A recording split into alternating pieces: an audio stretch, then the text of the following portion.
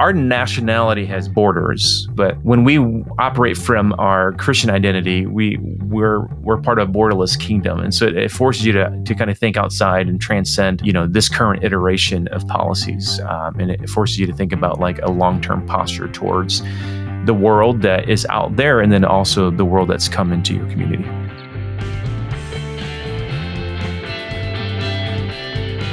The Exiles in Babylon Conference is happening again, folks. April 30th through May 2nd in Minneapolis, Minnesota. We're going to be talking about artificial intelligence, Christians and war, mental health and the gospel.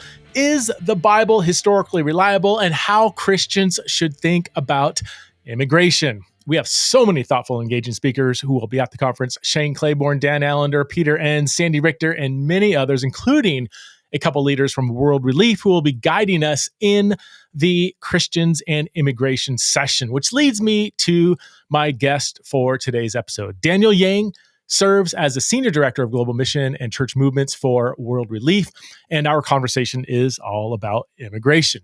Prior to his position at World Relief, Daniel was the director of the Church Multiplication Institute at the Wheaton College Billy Graham Center. And Daniel has been a pastor, church planner, engineer, and technology consultant. He's also the co-author of the book Inalienable: How Marginalized Kingdom Voices Can Help Save the American Church. How's that for a title? And Becoming a Future-Ready Church: 8 Shifts to Encourage and Empower the Next Generation of Leaders. So please welcome to the show for the first time, the one and only Daniel Yang.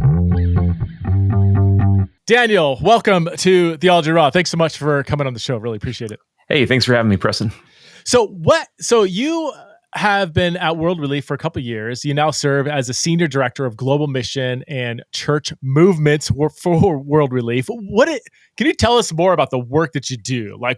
Give us the nitty gritty. What is it that you do in your 9-to-5 job at World Relief? Yeah. And for those who are new to World Relief, World Relief has been an evangelical organization. It's actually the humanitarian arm of the National Association of Evangelicals.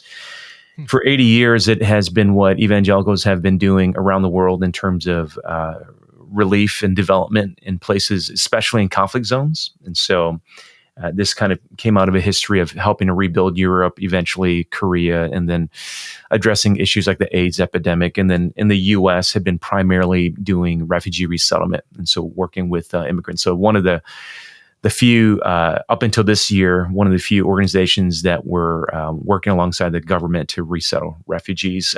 I came in 2 years ago, Preston, to launch an initiative called Churches of Welcome, largely because as an organization, we began realizing that groups like refugees had always sort of been like the safe immigrant category. I use air quotes there for evangelicals. And then all of a sudden there was a shift and change in attitude towards vulnerable immigrants and suspicion, are refugees really vetted, and those kinds of things. And probably the elections of 2016, 17, so there was a bit of a change in the conversation among evangelicals. And so began realizing that this was probably less of a political issue, is more of a discipleship issue. So how do we help churches really have a theological, biblical conversation around our obligations to what's happening around the world, and then how we experience that as Americans? And that is usually through immigration and welcoming refugees and vulnerable immigrants.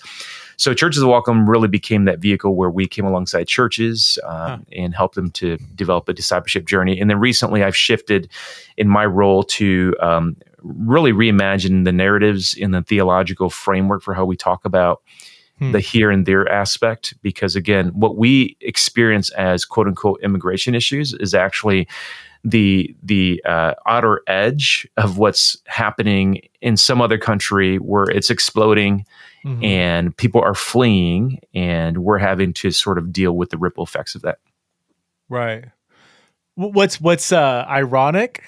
And I don't want to get off track here, but it is it's a bit ironic that a lot of the countries where people are fleeing from have governments and economic systems that have been destabilized, oftentimes because of prior U.S. intervention, installing dictators, disrupting the economy, and then decades later, there's people kind of fleeing those economies that come to America, and we're like, what are they doing here? It's like, well, let's go back in history a little bit. Like we had a hand in that. Anyway.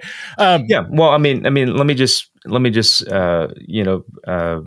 affirm that, because if you look, let's say, for instance, a country like Nicaragua, which is going through a lot right now. I mean, we have a long history in terms of post-World War II involvement in places like that, and I'll speak more generally, but the idea of banana republics, Right. the American CIA, were very much a part of trying to install, regime change. And we're having the same conversation right now about Venezuela. Venezuela, Right yeah, now, for sure. right? Yeah. And what a lot of people may not realize about the resurgent or the surge of Venezuelans that came into the country in 2018 was a direct response to what our country's leaders at the time were trying to do, which we sanctioned the oil, which, if Americans know anything about Venezuela, it's oil rich. Right. So we sanctioned the oil, and the economy was already horrendous and the dictator was horrendous. But by sanctioning the oil, we completely collapsed the economy, and that's what led to a surge of Venezuelans leaving. Wow. And so in the migration discourse, there's a saying, people come here because we first went there. Right. So that's common knowledge. That's common knowledge in migration discourse. Yeah. It's the push and pull factors of migration. Yeah. Like, people don't come to the United States because there was zero relationship with the United States. There largely was an obligation from the American government to that part of the world. I was just listening to a podcast. I listen to podcasts on all sides of the political aisle and stuff, just to kind of see what's going on. And I never want to be just siloed, so I forget, I can't remember the podcast, but they were saying that, like, under the Biden administration, there was almost like this invitation for migrants to come, legally or not legally, whatever. And so there was this massive influx of millions and millions and millions of migrants that were negatively affecting the economy, let alone, among some of those migrants are, according to, again, I don't even know if this is true or not, but, rapists and drug dealers and murderers and everything. Not all of them, not even most of them, but that is, a percentage. And so now Trump is cracking down, probably not in the best way, but he is trying to deal with this migrant crisis. Of course, we want immigrants. Of course, our nation is a nation of immigrants by definition, but you can't just have like tens of millions or whatever the number is of migrants coming in a short period of time and affect that and expect that not to negatively impact people's lives that are already living here, including migrants who came in legally. How would you respond to that? Is there some truth to that, or is that, and did I even summarize that perspective correctly? Yeah, sure. And if we study the recent history, because obviously what's happening at the southern border, and immigration and migration is so much more than just the southern border, but obviously that's the one that animates everybody right now. The recent history of the southern border, you have to go back to at least the 90s, during the NAFTA trade agreements, North American free trade agreements between Canada, U.S., and Mexico.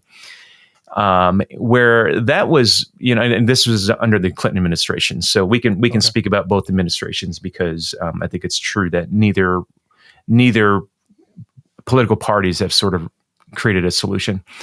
But NAFTA trade agreement was supposed to help slow down some of the migration patterns, which have been since the history of our nation. There's a saying at the southern border, we didn't cross the border crossed us, meaning folks have been living there for centuries, and then we drew an arbitrary line, largely through the nationalization of America, right? And but there are folks that have been sort of going back and forth across the border for years. The North American Free Trade Agreement was supposed to make commerce easier between the three countries, but it also allowed multinational corporations in America to begin doing business in Mexico, and largely decimated a lot of the farmers. And so you have a multinational corporation that can come into Mexico and do corn, soybean, other types of things. And so so that actually led to many Mexican farmers not losing their businesses, losing their farms. So that was an early wave of Mexican migrants, which again had sort of always been the case. Most of the migrants that had been coming across the border, seasonal workers, had always largely been Mexican.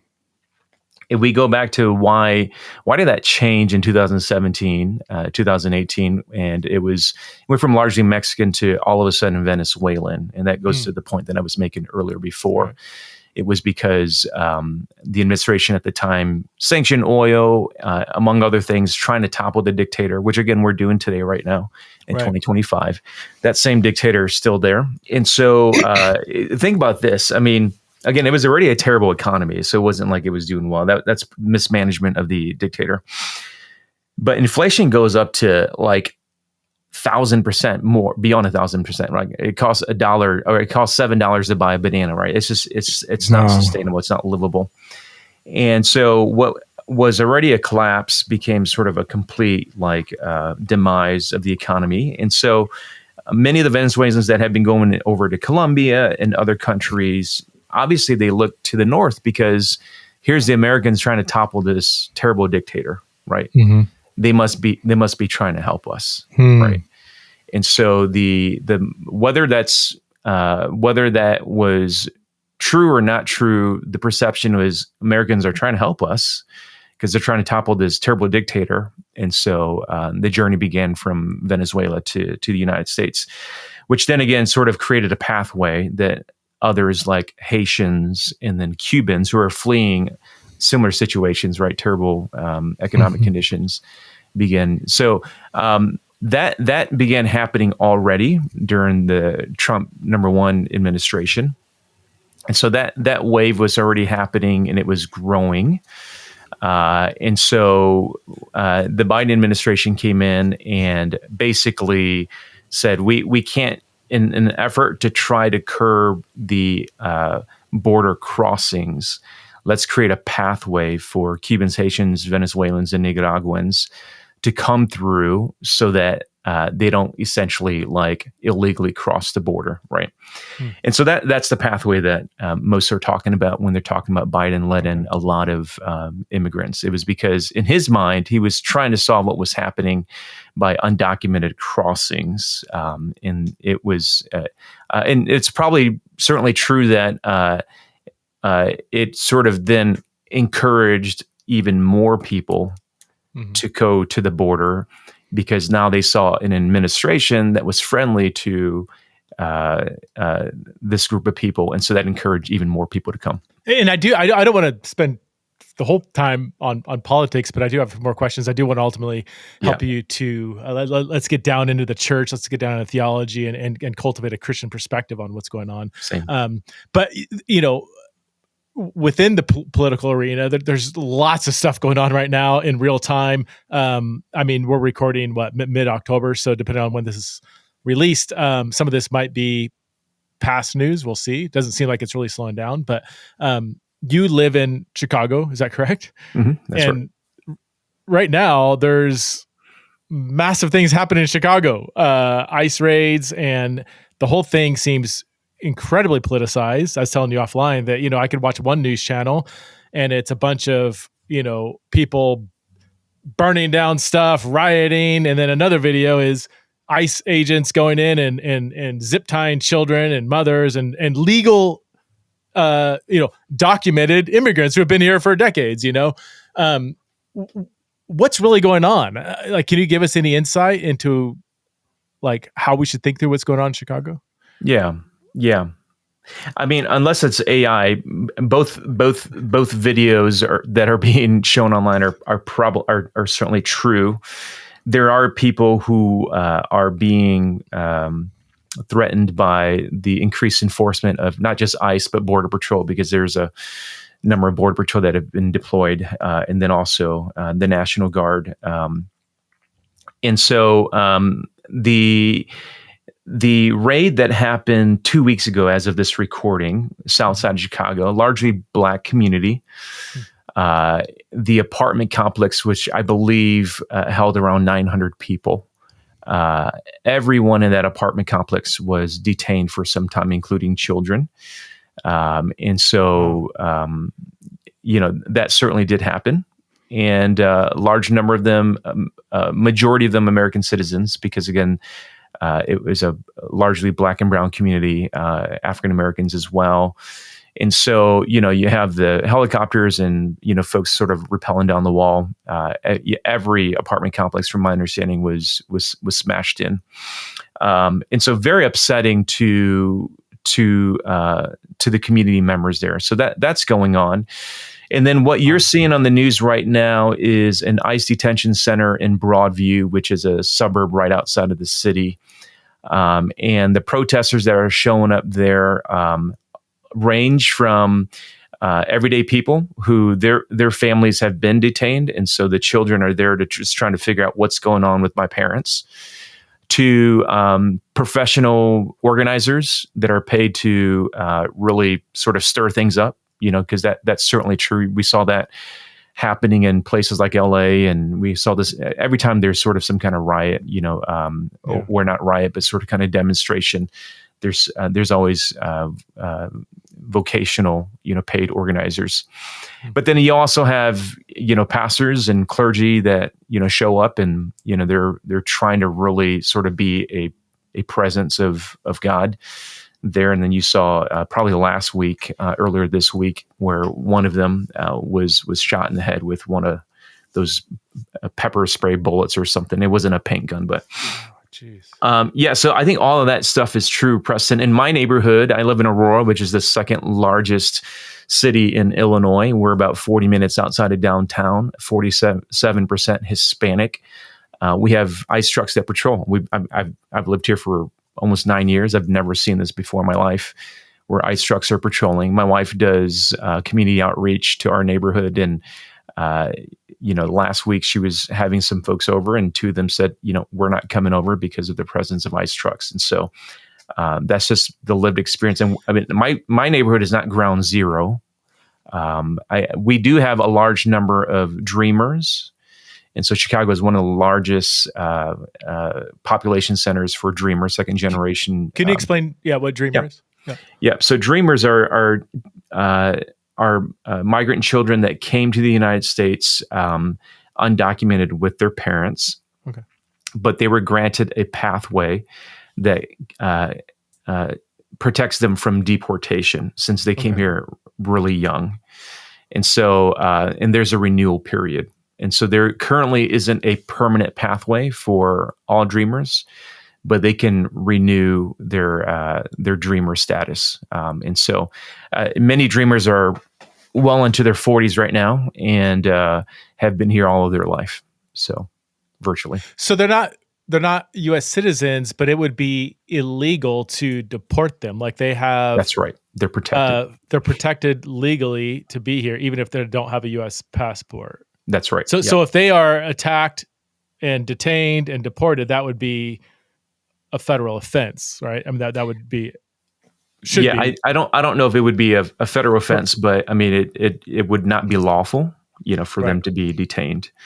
And we're seeing this with other populations, not just dreamers as well. I mean, you have folks that are in country seeking asylum. They're waiting for their asylum case. This is true about many Iranians who were persecuted and they fled here because of that. And so they were detained and deported. And so they just weren't given due process that was promised to them through the asylum process. So going back to that apartment building where you said there were hundreds of people that were detained, the majority or all were actual U.S. citizens? At least the majority? Is that like... Yeah. And so detained doesn't necessarily mean deported or taken to a detention center. But they were detained, put aside. Many of them investigated. The children that you saw zip tied together, sort of, were kind of off in a corner, until they can kind of sort through everything. And so, yep. I don't understand. I mean, that doesn't make any sense to me. Like I mean, if I was zip tied or my kids were zip tied in front of me, like I would be like I would not be okay. Like that wouldn't be right. I don't care if I wasn't deported back to Armenia or England, wherever I used to come from or whatever. But I mean, is it just because they're not, I mean, is it just because they have brown skin, or was there some sort of like credible suspicion that there's lots of like undocumented people in that building that were drug dealers and rapists? Like, was there, I'm just trying to think of what is the how can I steel man? Yeah. What is going on? Like, what is the best case for this was a legitimate raid? Yes, they found out they were, citizens, so they did, cut the zip ties, whatever. Still, it's like, what was the basis for them to go in and do this to the people who have every right to be here? That just makes no sense to me.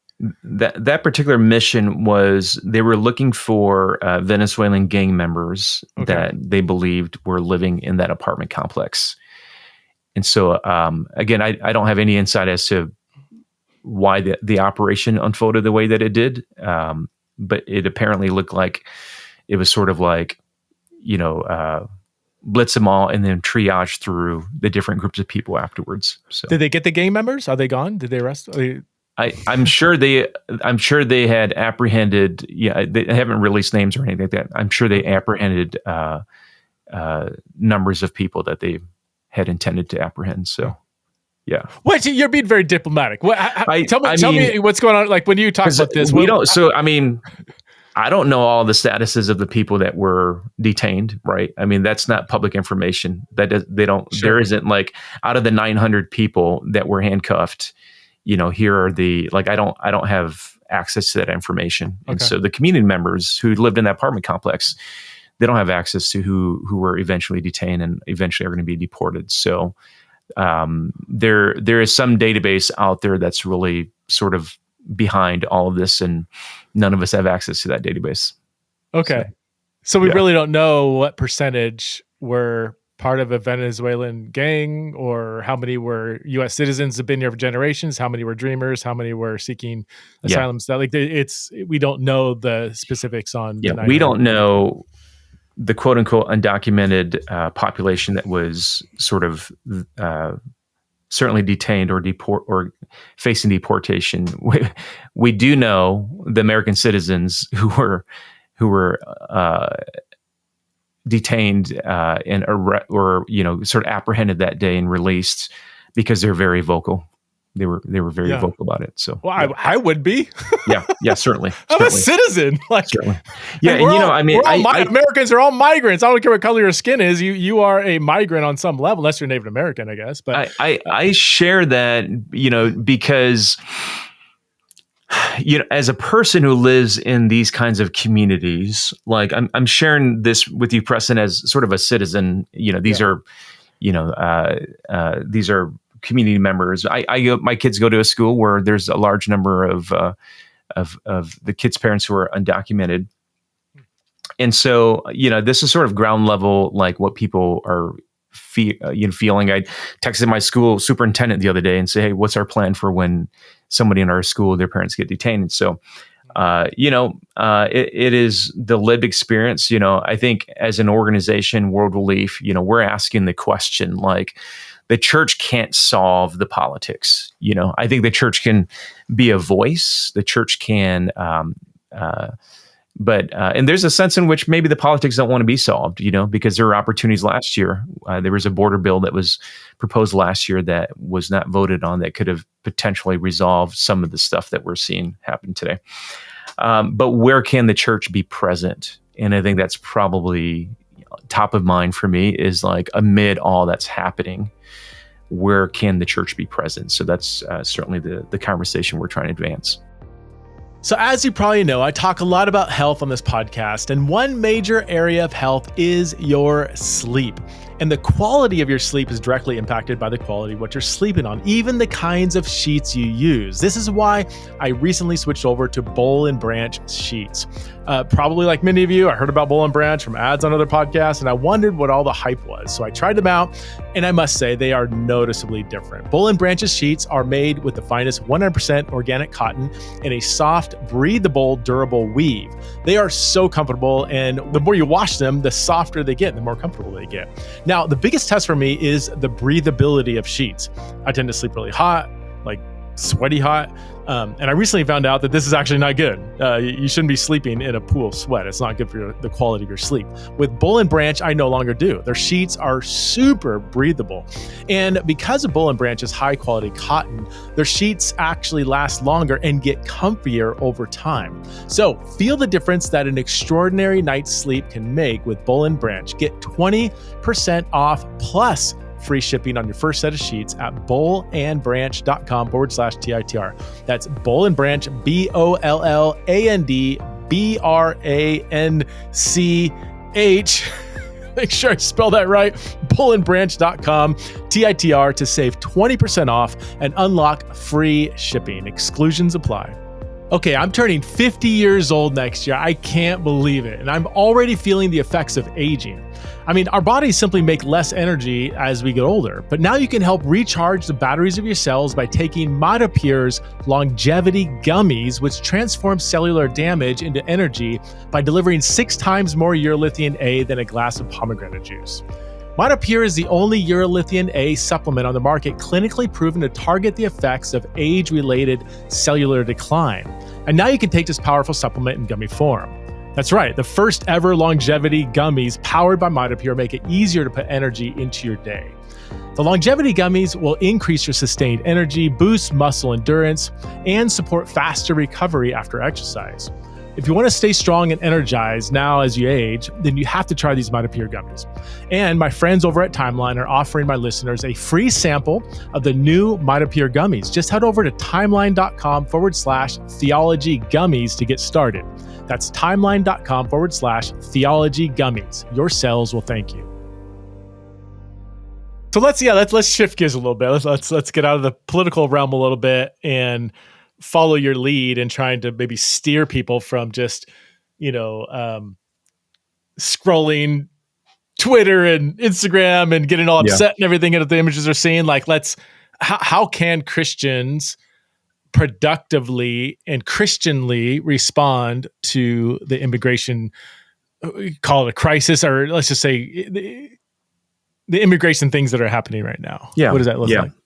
Well, I think there's tiers, and depending who you are and sort of your engagement with church leadership, I mean, you might have different approaches, but I think as Christians, you have to go back and really try to understand the heart of Scripture behind this, because we're not left without sort of a framework, throughout all the pages of Scriptures. I mean, from the Old Testament to the New, God has a very special place for foreigners and strangers. As a matter of fact, there are parts in Leviticus where God will remind His people, you were once foreigners yourself, and therefore you should not mistreat foreigners in your own way. This is sort of like the ethos of the early people of God, right? God was reminding them that, hey, you can't do to foreigners among you what happened to you when you were in Egypt and other places, right? So he wanted his people to be marked for the dignity that they gave to people, even to those that were different than them. And I would say this, man, probably in the Old Testament times, it was harder to do that then than it is to do it in 2025. It was harder to welcome the stranger, welcome the foreigner, treat them as if they're one of you. It's hard to do that in that environment in the ancient Near East than it is today. But yet, God, that was sort of like the heartbeat. As a matter of fact, a part of the growth of the nation of Israel was that they were so good at hospitality that, people think that Israel grew as a nation primarily biologically. That's not true. A large reason why Israel did grow as a people is because they were able to welcome people into their fold and integrate them, into their culture. And so I think that's one aspect. There's certainly, probably the key text that people often point to is Matthew 25, where Jesus talks about welcoming the stranger. You're welcoming me. And I think for several years we had primarily thought about this is our obligation to help foreigners and immigrants, and that's probably still a good reading or application of that. But I think deeper in what Jesus is saying there, and it's true what Jesus is saying about the poor and others, is that God is present among the sojourner and the foreigner in the migrant in a very special way, Hmm.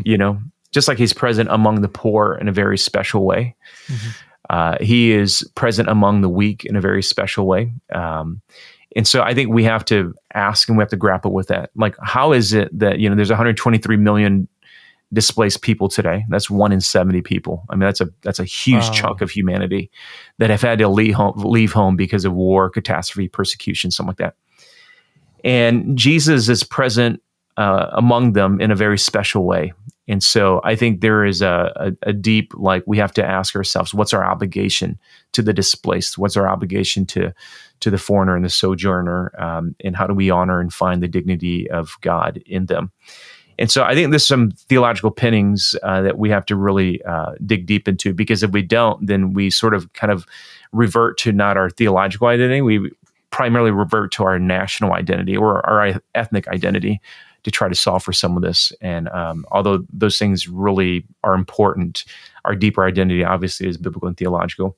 Mm-hmm. But, probably, Preston, going a few levels above that, most of us just need to really, if we live in a community that have recently arrived immigrants and migrants, Mm-hmm. we need to better understand, like, what's happening right now. For instance, many of them are going to lose, if they're a refugee recently arrived, many of them will lose things like food stamps. Many of them are going to lose access to Medicaid. And so what does that mean for our church? If we have refugees in our community and they're losing access to food stamps and Medicaid, how do we come alongside of them? This has been true for the history of America. It's certainly true in our time. ESL, ESL is sort of the linchpin. If you don't know English, you're probably not going to thrive as a family. And so one of the greatest ministries that address the holistic need of a family is ESL, because when you're in relationship teaching people English, you begin to learn sort of what they need emotionally, spiritually, physically, materially. And so these are just some examples of engagement. When a few years ago, I guess it was 2016, or in the wake of Trump 1.0, I live in Boise, Idaho, and I'm pretty sure, I'm almost positive, that our World Relief Center here in Boise had to close down because there was tons of funding cut. Can you tell us about what happened there? Because I know not every World Relief Center closed down across the country. Right? I mean, it still exists. Yeah. What happened in that moment, and what has that done to World Relief since 2016? Yeah. In 2016, I wasn't with World Relief, but during Trump's first administration, the numbers of refugees were drastically reduced. Okay. And because our offices were primarily, especially in regions like yours, refugee resettlement, because there were no refugees, then many of our offices had to shut down. So Nashville, Atlanta, these are some key offices that eventually had to shut down because of that. And realized that, it was sort of a lesson to learn as well, from what I understand from our current leadership, is that, we had largely, again, a World Relief is in relationship with the government to fulfill a particular role that the government is trying to do, and which is, since 1980, the government has had a hospitable response to refugees. And so every year, roughly between, depending on the year, 80 to 100,000 refugees are allowed to restart their lives in the United States. And that number is being set by the president. It's a presidential determination. So every year since Jimmy Carter, the president would say, this year we can accept, X amount of refugees. During the early Reagan administration, when my parents came, my parents were refugees from Laos via Thailand. You had as many as 200 to 300,000 refugees being resettled in the United States, which is sort of a drop in the bucket when you look at the number of displaced people in the world. But it's, we're sort of shielded by two oceans. And so we can, sort of turn that switch on and off. And then during that first Trump administration, those numbers went to record lows. And so that's largely why offices like ours ended up shutting down in key places. And then this past year, the executive orders came out that basically shut down refugee resettlement. And so we currently don't, in my lifetime, I'm 45 years old. In my lifetime, we are no longer resettling refugees at all. So that whole infrastructure has been completely shuttered. And so there are a small number of South Afrikaners that have been brought in under sort of refugee status. Afrikaner, that's white South Africans, right? Afrikaners, that's right. Yeah, the white South Afrikaners. And so there's some rumblings around increasing that number right now for white South Afrikaners, but the government's currently shut down, so we don't know what's happening. What's the logic? Is it? I mean, I can imagine it's well, we need to secure our borders, keep terrorists out, and no, not every refugee is a terrorist, but some are, and so we're just going to shut the whole thing down. Is that what is the argument for closing down refugees coming into America? I think that what's presented is largely sort of we don't know. I mean, our vice president went on TV and says, our refugees, really vetted well, right? So this sort of kind of introduced this idea that, that maybe even the refugee resettlement process needs to be recreated. So I think, again, I don't have access to our current leaders right now. But I think the idea is that we need to stop all types of immigration that we don't know, like sort of the origins of the people, especially when they're coming from countries that we feel like could put, our security at risk. And so I think my best reading is that let's kind of stop everything. And then let's sort of like focus on what is in front of us, and then we'll kind of slowly turn it back on. So I think that's the approach, which from a bigger perspective, we're in a reset period. We have a broken system. Why keep working it? Let's just shut it down and let's kind of restart it when we're ready. So I think that's what's happening. And if that's all that was happening, I think most of us would be okay, right? We've been trying to fix this for 20 years. And so maybe that's the right approach. I think what has made many people nervous is that there were people that are in country, that were invited into the country, and all of their services are being taken away. And then also some of their statuses are being taken away. So I think that's what makes most people nervous. Is there any truth to the fear of national security among refugees? I think you've had incidences where there are folks who have.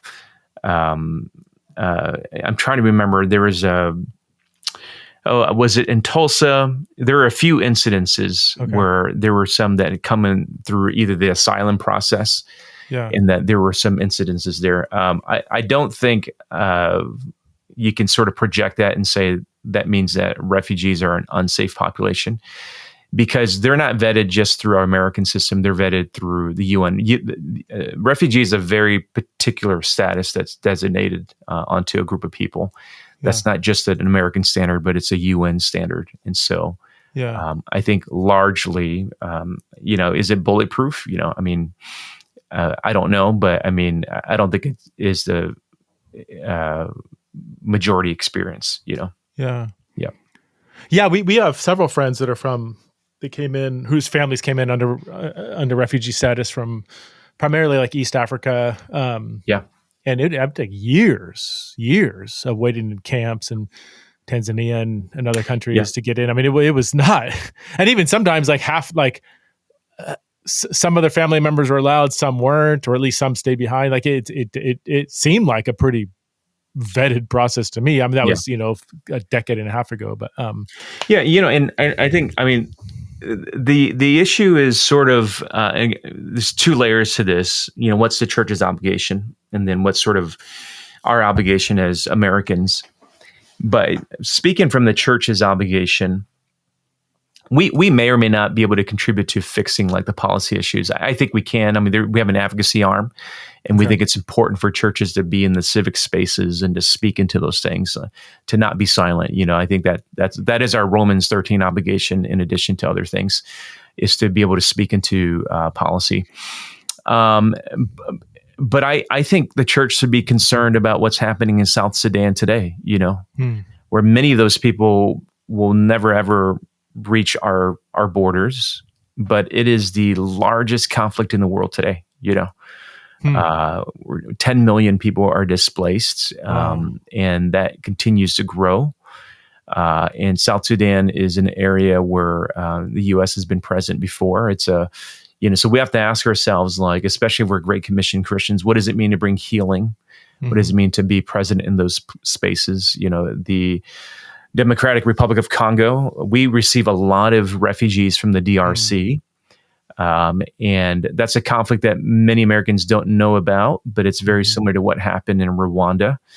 And if you were to trace back, why is there a conflict? I mean, it's a tribal war, it's civil war, but it's also stems from the interest of the West in lithium, right? And so it goes back to the point you were making earlier. Yeah. And America helped yet again install one of the most brutal dictators who butchered his people back in, I think, 50s or 60s in Congo. I mean, the current destabilization. What's that? When it was Zaire? Yeah. I mean, it was horrific. You read the accounts of that, you're like, there's no way the U.S. could have been involved in this. I mean, it was like Hitler level kind of brutality. But anyway. So there's a bit of, I mean, this is a whole nother podcast for you, Preston, but what's our theology of nationality? What does it mean? Or our theology of being American? Because I think there's sort of like, while we can't sort of inherit everything that our nation has done, in our current times, we also have to realize that we're a part of a context. And so we act from that context. And by and large, America has always tried to, be accountable for its policies. So for instance, like my family, we were in Laos and America was fighting a proxy war in Laos. And they had recruited my dad and my uncles and other people as guerrilla fighters. And so, when America left Laos and we were facing ethnic cleansing, we swam across the Mekong Delta and were refugees in Thailand. And eventually, and again, mind you, while we were in Thailand, we were considered undocumented and we were a threat to the borders and threat to security. It's always, sort of a very similar narrative. And then we were sponsored by a Lutheran church as a part of the American effort to be accountable for its policies in places like Laos. So that's always been, I think, the American ethos that we sort of should hold on to. And I think the church has always been sort of on the front end of that. And so it would allow America to have those kinds of responses. The church was present in the late 70s, and that gave Jimmy Carter the ability to say, you know what, we're going to be a welcoming country to refugees, because it had the infrastructure of the church already present. And so I think that we have that ability to do that again. Okay, so little known fact about me. I am a dog owner and I absolutely love my dog. His name is Tank, and he's a German short-hair pointer, and my kids, they make fun of me all the time. They'll catch me talking with him, which is kind of awkward. But anyway, naturally, I want to take care of Tank because he brings me so much joy. And this is why I was thrilled to learn about Sundays. Sundays is fresh, air-dried dog food made from clean ingredients. So when it comes to dog food, it seems like you have to make a choice between, either having fresh and healthy food, or you can have easy to store and, easy to serve food, but you can never have both. But you don't have to choose anymore, thanks to Sundays. Unlike other fresh dog food, Sundays does not require thawing, refrigeration, or preparation because of their air drying process. You just pour and serve, and that's it. It's 100% all natural meat and superfoods with 0% synthetic nutrients or artificial ingredients. So I encourage you, make the switch to Sundays. Head over to sundaysfordogz.com/TITR and get 50% off your first order. Or you can use the code TITR at checkout. That's 50% off your first order at sundaysfordogz.com/TITR, or use the code TITR at checkout. So what can churches do? This is so I promised I would talk more about the church and theology, and I brought us back into politics 20 minutes ago. So let's bring it back to the church. So we have all these political divisions. Everybody's all up in arms and everything. How can the church be the church in the midst of all these immigration debates? Well, I'll give an example, and let me sort of use the church in Antioch as sort of a framework, and let me apply that to a specific case study. You think about the church in Antioch. Number one, the church in Antioch, if you remember, it was established because of persecuted Christians. So Christians were persecuted in Jerusalem. They had to flee. They ended up in Antioch. And they began sharing the gospel first with other Jews that were kosher Jews. And eventually they started sharing with Hellenistic Jews. And the Hellenistic Jews were like, you know what? This isn't just for us Jews. This is for everybody. And so the Hellenistic Jews began sharing the gospel with all of the nations that were present in Antioch. And once they figure out who they are, and it wasn't like they knew who they were, they just knew they were different. And then it was ascribed to them, they were Christians for the first time. It says in Acts chapter 11. And the very first thing they did was, and this is I don't have it in front of me, but it says this was during the time of Claudius, and there was a famine in the land, and you get a sense that Claudius just didn't have enough to figure this out, right? And so the church in Antioch, they end up providing relief for other places, including Jerusalem. And I think that's a really good sort of like framework for us. Like if I'm right now, if I'm a missions pastor, and I'm like, I don't think we can fix the domestic issues. We are welcoming refugees, but we want to do more. I would ask myself, hey, what's our obligation to places like Haiti, where like for years, Haiti was the short-term mission capital for North Americans.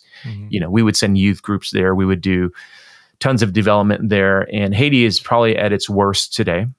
And I would ask myself the question, for the Haitians that have recently arrived in our community that are facing being repatriated, deported in the next couple of months back to Haiti, how can we help them? How can we help the Haitians in our community? And then how do we reimagine our strategy of serving in Haiti? Because some of them are going to go back. And so how do we actually help those that are going to go back to homelessness, joblessness? And so how do we think about how do we help them to restart their lives once they go back to Haiti? I think it's really important for churches to have that long-term kind of vision, that they can see themselves engaging locally, but also it connects with what they're doing globally as well. And so if you think about Acts 1:8, we kind of thought about Acts 1:8 as Jerusalem and then Judea and then Samaria and the ends of the earth. And we're finally at a point now where I think we're sort of doing Acts 1:8 all at the same time. It's sort of bringing healing to both the nations in our city, but making sure that that's consistent with what we're doing in places like the ends of the earth, like Haiti. I love that so much. I mean, I constantly am reminded of the power of the church and the mandate and mission of the church to be the church. And sometimes getting just so suffocated and bogged down in the political debates and political war or frustration over political policy. And like you, I'm like, I think there is a place for us to engage in policy change. Meanwhile, we can be the church tomorrow. We can be Christians today in embodying the gospel-centered vision toward how we're supposed to treat the foreigner and the stranger. In the wake of, actually, I don't think it was a wake. It might have been right before, but the World Relief Office had to close down here in Boise because of lack of refugees coming in. But some friends of mine started an awesome organization called Glocal, where they basically, I think they work with other churches and whatever, but they started basically doing on a local level what World Relief was doing on a national level. And it's it's just two people that started it, and now they work with churches. They help the refugees that we have here, and they're doing amazing work. And they're being the church in a time when, the time when the church needs to be the church. Yeah. Sorry, go ahead. I was going to say, I'm just add to that. I mean, and when you're doing what your friends are doing, you sort of begin to understand that you have a global identity that doesn't erase your national identity as Americans, but it does supersede it though. It supersedes it in a lot of ways, and it sort of gets us sort of more integrated with understanding that the kingdom, our nationality has borders, right? Like I have a passport, I have an American passport. So we have, our nationality has borders, but when we operate from our Christian identity, we're part of a borderless kingdom. And so it forces you to kind of think outside and transcend, this current iteration of policies. And it forces you to think about like a long-term posture towards the world that is out there, and then also the world that's come into your community. Yeah. As you're working with churches and leaders and trying to cultivate a more gospel-centered perspective on immigration, what are some of the main hurdles you face? Is it political assumptions? Is it fear of the other? And what are those, and how do you deal with that? I think it sometimes the presenting issue feels like it's political. So, for instance, like most people are like, oh, we just want secure borders. And then if you have a longer conversation, you begin realizing that for some people, they feel like they'll lose their prominence in society, if there's an increase in the numbers of immigrants, or there's some version of the replacement theory, and so. But also you'll hear from other immigrants, and other immigrants will say, we came here the right way. Right. And so they feel slighted because they waited, 5 years. And so they did it the right way. That seems really legit. Like that seems very reasonable that someone would feel that way. It does. But when you realize, and certainly not downplaying their experience, because, again, my parents, quote unquote, came the right way, but they paid a heavy price, right? They were refugees of war. But they did come the quote unquote right way. But if you understand our immigration to be like, have you ever been to the DMV? Do they have a DMV in Boise? Yeah. Okay. I hate the DMV. Yeah. Imagine the DMV with one person who's working the line that really hates his or her job. And so you got somebody who's all the way back there, and he's got like a nosebleed, and he needs to get inside, and he needs to use the bathroom. And so he's kind of being ushered past everybody else so he can go to the bathroom. I have the right as ticket numbers, 58 in line to say, hey, why is that guy going? I have every right to feel that way. But that whole scenario is our immigration system, Okay. And so we have a DMV, and I don't want to be condescending towards the DMV, but praise God for our DMV employees. Yes. Be able but to people can kind of sort of understand like that's the system, and so probably that's a long-term approach. But going back to your original question though, for some folks, I think I found that most Christians they feel like if you work through sort of their presenting issues and you help them understand that, okay, those are rational, but there's ways in which those are being addressed already, then they're willing to engage in the conversation. Nobody wants families separated. Like very few people like see what's happening with ICE in Chicago right now. They're like, that's what we want to have happen. Right. Like very few people want that, right? Most people want things to be orderly and done in a way where it's fair. Yeah. It seems like most of it's based on misinformation, right? Yeah. So for instance, like most people think, well, ICE is detaining those that have criminal backgrounds. Right. And then you'll say, well, most of them, they don't have a criminal offense. Well, and then the comeback will be like, well, it's not a criminal offense, but being here undocumented makes them a criminal. And the reality is actually no, like being here undocumented doesn't make you a criminal.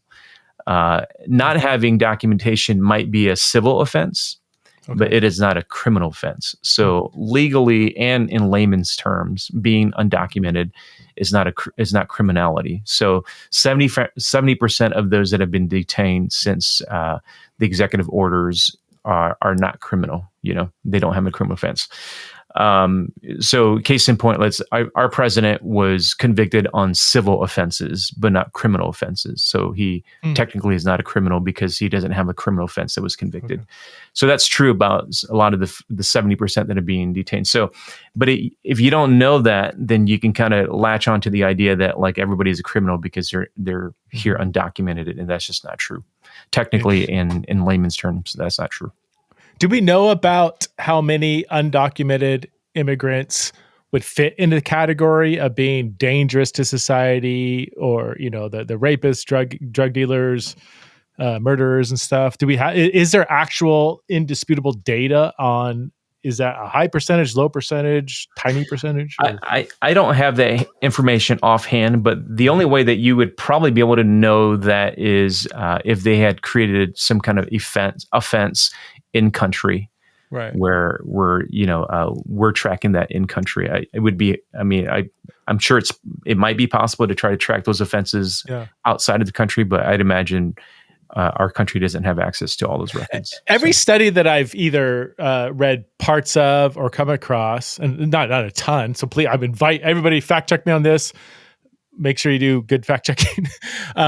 But everything I've read has said that the percentage of criminal activity among undocumented immigrants is much lower than the percentage among U.S. citizens. U.S. citizens. Yeah. That doesn't end the discussion, but that does put things into perspective, I think. Now, some people will say, well, whatever, even if it's one undocumented immigrant, they're undocumented. Of course, I expect, our citizens, of course there's going to be crime, whatever, but they're citizens. Okay. That it is what it is.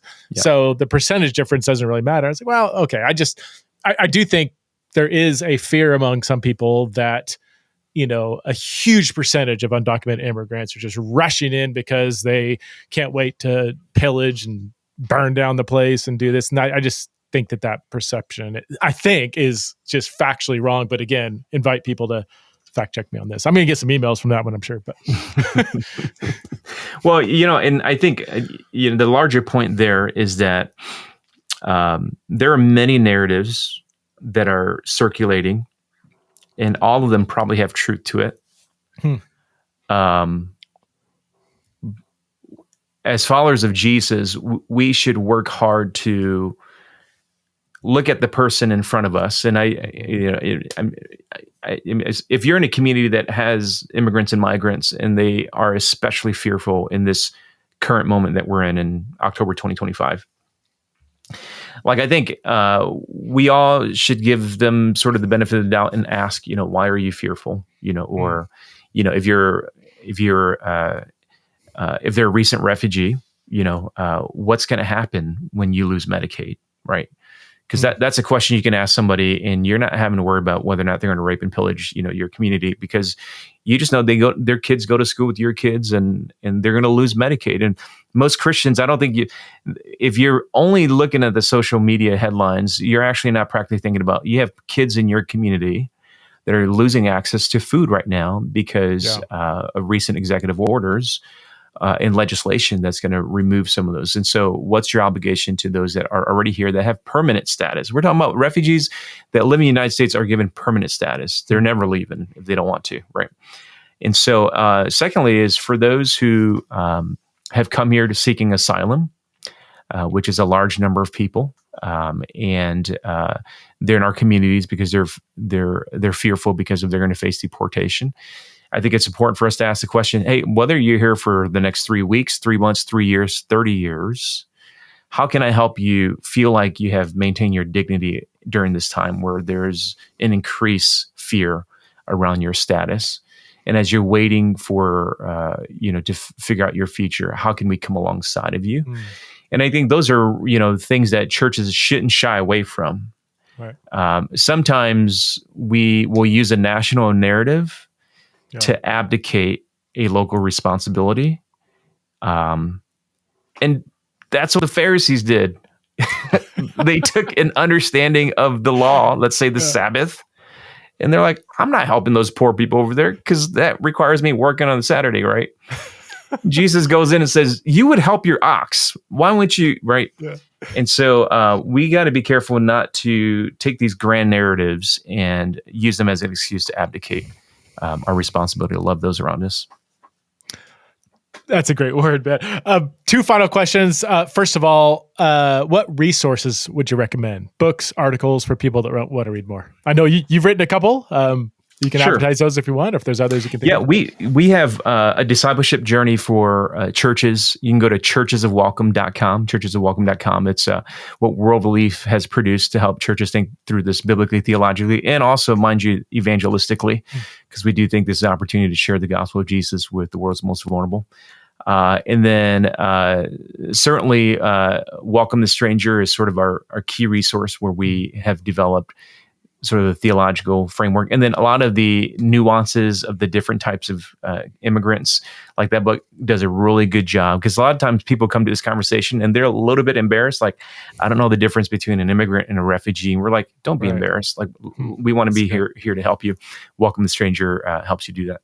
That's Matt Sorens and Jenny Yang. Jenny right? Yang, yep. Yeah. No relation, by the way, but she's a great sister in Christ. And then how could people get involved with World Relief, or if it is there anything World Relief does to like come alongside churches? Like, there's some pastors listening that said, "Man, I would love to dive into this. Can World Relief help? What does that look like?" Totally, yeah. That's churchesofwelcome.com. So that is our initiative where we come alongside churches to do that. And then I also know right now churches are asking, like, how can we help with what's happening in Sudan, what's happening in the DRC, what's happening in Gaza, right? Because of potentially right now, there's going to be a lot of opportunity for aid to pour into Gaza. And so a lot of our work at worldrelief.org, you can find out what we're doing in those parts of the world.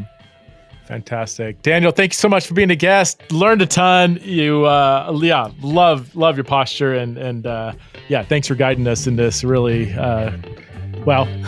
heated conversation. Really appreciate it. Thanks for having me, brother.